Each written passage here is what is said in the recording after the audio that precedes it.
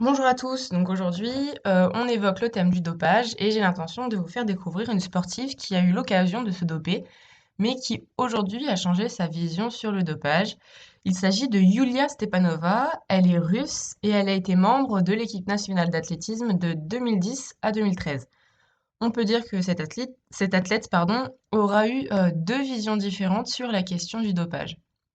Sa spécialité est le demi-fond et lors des championnats du monde de 2011 qui se déroulaient en Corée du Sud, elle s'est qualifiée en finale du 800 mètres.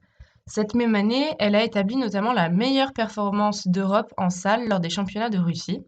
Mais cependant, 2 ans plus tard, l'IAAF, qui signifie l'Association internationale des fédérations d'athlétisme, mais qui depuis 2019 pardon, est devenue World Athletics, déclare donc que le passeport biologique de Yulia Stepanova affiche des résultats anormaux et cela conduit à sa suspension pendant 2 ans pour dopage et à l'annulation de tous ses résultats depuis 2011.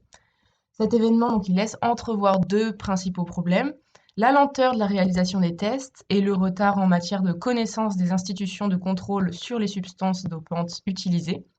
Et le second problème serait que souvent, le retrait des médailles et l'attribution du titre au réel vainqueur qui se réalise sans la gloire et la joie euh, au moment de la compétition.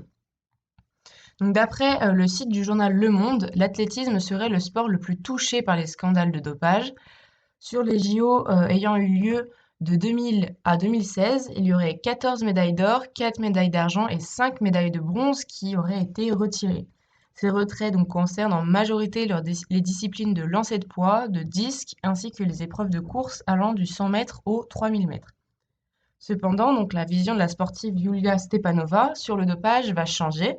Elle décide avec son mari Vitaly Stepanov en 2014 de faire part de ce scandale russe au monde entier.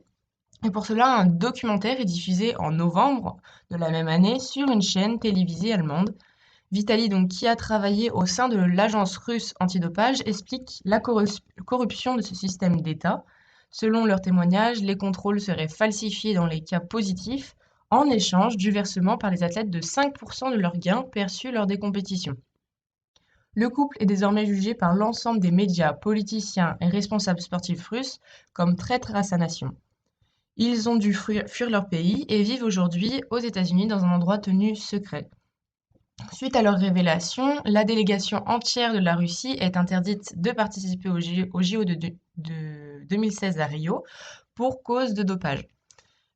Vladimir Poutine a affirmé selon le journal Le Point, je cite, doit-on condamner une famille entière si l'un de ses membres commet une faute?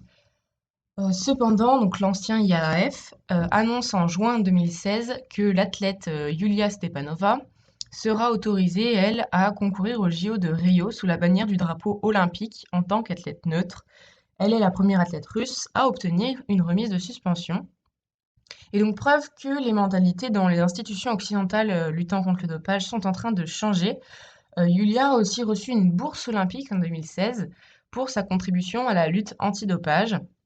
Il est possible de prendre en comparaison le cas de Jérôme Ciotti, un cycliste, qui a lui aussi dénoncé le dopage dans son milieu, mais qui a, à l'inverse de Yulia Stepanova, été lynché à la fois par les coureurs, mais aussi par sa fédération. Revenons-en donc à Yulia Stepanova. En avril 2017, l'organisation Partnership for Clean Competition, partenariat donc pour une compétition intègre, lui a attribué un prix pour sa contribution en matière de dopage. Elle est désormais la figure de la dénonciation du dopage dans le sport, et notamment dans le dopage d'État.